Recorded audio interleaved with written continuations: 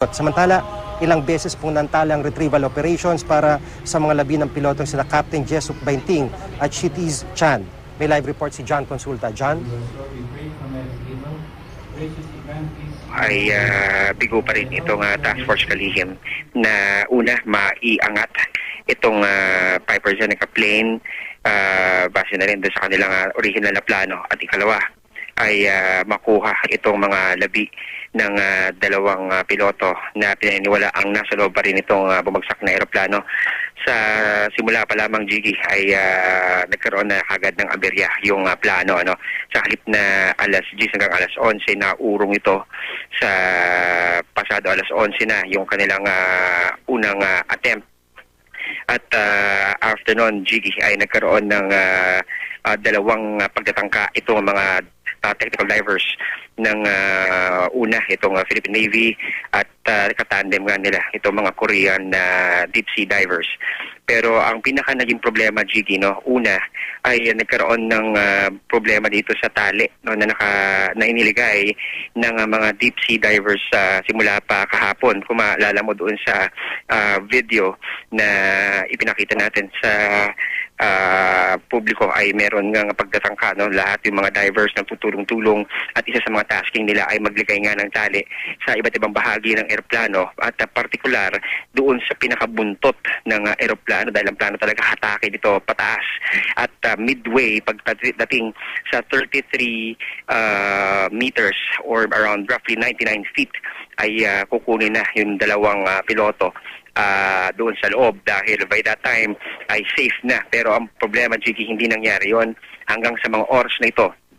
Ayon sa ating mga nakuwang impormasyon mula sa Task Force Kalihim, ito ay nananatili sa 180 feet na lalim o katumbas sa 18 palapag na gusali, at mapanganib pa rin na pasukin ng mga divers. Sa ngayon, Jiggy, nagtatakip silim na rito sa ating lugar, pero tuloy-tuloy pa rin itong efforts ng Task Force para maiahon na itong eroplano.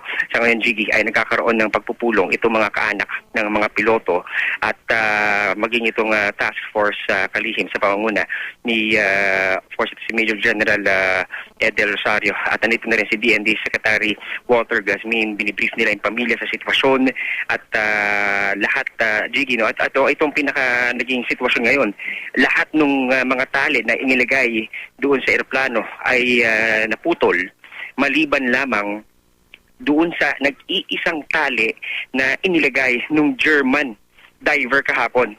So, nag-suffer ng decompression sickness, So, yun yung nakatali sa buoy.